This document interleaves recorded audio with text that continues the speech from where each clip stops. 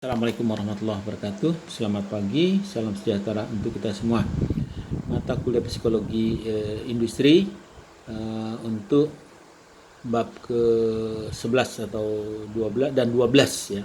Berisi tentang berbagai hal yang terkait dengan kepemimpinan dan juga pengambilan keputusan.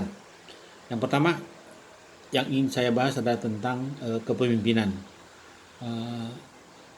Apa itu kepemimpinan? Kalau kita melihat dari berbagai definisi yang dibuat oleh para pakar, ada yang mengatakan, dari Kunz and Weyrich, ya, dia mengatakan leadership is the art or process of influencing people so that they will strive willingly and enthusiastically toward the achievement of group goals. Nah, ada lagi yang berpendapat bahwa kepemimpinan adalah kegiatan mempengaruhi orang lain untuk bersedia berusaha mencapai tujuan bersama.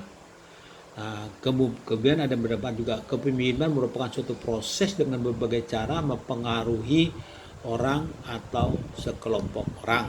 Ya, banyak teori kepemimpinan yang mengatakan apakah sifat-sifat yang membuat seorang bisa menjadi pemimpin, apakah dia dilahirkan atau dibentuk ya. Ini ada berbagai pendapat tentang kepemimpinan tersebut. Nah, kemudian dalam memimpin ya suatu kelompok atau organisasi ya atau perusahaan, seorang pemimpin diharuskan memiliki sifat-sifat antara lain yang pertama adalah intelijensia ya. Kemudian dia punya kepercayaan diri, punya determinasi ya. Jadi dalam menyelesaikan pekerjaan itu dia intens, gigih, dan juga bagaimana orang-orangnya dipengaruhi untuk bisa mencapai tujuan tersebut. Kemudian ada namanya integritas. Harus setiap pemimpin itu mempunyai sifat atau sikap integritas yang tinggi, jujur ya dalam memimpin anggota-anggotanya. Kemudian sosiabilitas ya. Jadi meskipun pemimpin merupakan seseorang yang harus memiliki ketegasan dan kewibawaan ya, juga dia harus mampu menjalin hubungan yang menyenangkan, ramah, sopan, dan juga baik kepada anggota-anggotanya. Nah, jadi di dalam kaitan dengan teori perilaku kepemimpinan, pertama adalah pemimpin itu harus menekankan atau berorientasi kepada tugas. Ya, jadi menekankan bahwa tugas-tugas dilaksanakan dengan baik dengan cara mengarahkan dan mengendalikan para bawahannya ya. Kemudian juga berorientasi kepada karyawan. Jadi perlu memberikan motivasi ya dalam melaksanakan tugas-tugas yang diberikan kepada bawahan. Nah, jadi dalam hal ini ada beberapa perilaku kepemimpinan. Pertama, dia informating. Jadi perilaku dia bisa menyebarkan informasi. Kedua, consulting and delegating. Jadi dia bisa memberikan konsultasi dan juga mendelegasikan tugas-tugas yang diberikan. Kemudian planning and organizing ya. Jadi dalam kaitan dengan manajemen ada perencanaan dan pengorganisasian. Kemudian problem solving.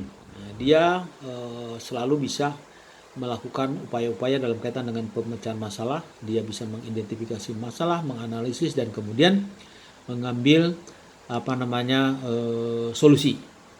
Nah, ada lagi yang perilakunya clarifying ya, artinya dia perilaku merumuskan penanganan dan tujuan.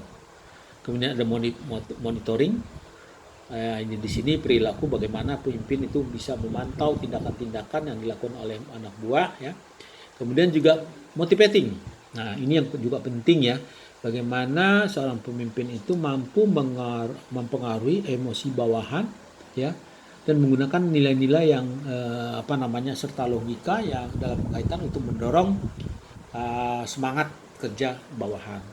Kemudian acknowledging and appreciating. Jadi di sini adalah bagaimana kita memberikan pengakuan dan penghargaan ya kepada anak buah ya. Kita mengapresiasi apa yang dilakukan oleh anak buah. Nah, juga ada yang namanya supporting ya. Jadi kita mendukung ya sikap tindakan seorang pemimpin yang bisa mendukung, bersahabat dan juga menunjukkan sikap simpati kepada bawahan dalam melakukan tugas, sehingga bawahan itu bisa melaksanakan pekerjaan dengan semangat tugas-tugasnya. Kemudian managing conflict and team building. Jadi dia berupaya menjadi orang yang bisa mencegah konflik dan mengembangkan kerjasama kelompok. Nah, di samping itu tentunya adalah networking. Ini adalah beberapa teori tentang kepemimpinan. Dan kemudian saya ingin melanjutkan tentang pengambilan keputusan. Nah, dalam kaitan dengan pengambilan keputusan, ada konsep dan pengertian pengambilan keputusan. Pengambilan keputusan atau decision making ini adalah suatu proses pemikiran dalam pemilihan dari beberapa alternatif atau kemungkinan-kemungkinan yang paling sesuai dengan nilai atau tujuan individu untuk mendapatkan hasil dan solusi mengenai prediksi ke depan. Nah, selanjutnya adalah bagaimana tingkatan-tingkatan dari pengambilan keputusan. Yang pertama adalah disebut dengan keputusan otomatis. Nah, ini dibuat sangat sederhana. Ini contoh sederhananya ya. Pengemudi mobil mendapatkan informasi adanya lampu merah di perempatan, maka secara langsung dia akan membuat keputusan untuk perlahan-lahan berhenti sebelum garis di lampu merah. Nah, kedua adalah keputusan yang berdasarkan informasi yang diharapkan. Ini merupakan tingkatan keputusan yang telah memiliki informasi yang sedikit lengkap ya. Artinya informasi yang ada telah memberi aba-aba untuk mengambil keputusan. Dan yang ketiga adalah keputusan yang berdasarkan pertimbangan. Jadi keputusan yang perlu informasi lebih banyak untuk dianalisis dan dipertimbangkan agar menghasilkan keputusan yang tepat ya. Contoh, orang mau beli laptop, maka yang dilakukan adalah membandingkan antara beberapa merek, kemudian fitur-fiturnya, harganya, kualitasnya, modelnya, dan juga mungkin after sales-nya ya. Dan yang keempat adalah dalam kaitan dengan tingkatan keputusan adalah keputusan berdasarkan ketidakpastian ganda. Nah, ini merupakan tingkat keputusan yang paling kompleks. Jumlah informasi atau informasi yang diperlukan ini semakin banyak. Selain itu dalam informasi yang sudah ada terdapat ketidakpastian. Nah, keputusan semacam ini lebih banyak mengandung risiko dan juga tentunya terdapat keraguan dalam kaitan dengan pengambilan keputusan. Kemudian selanjutnya saya ingin menjelaskan tentang jenis dan kategori pengambilan keputusan.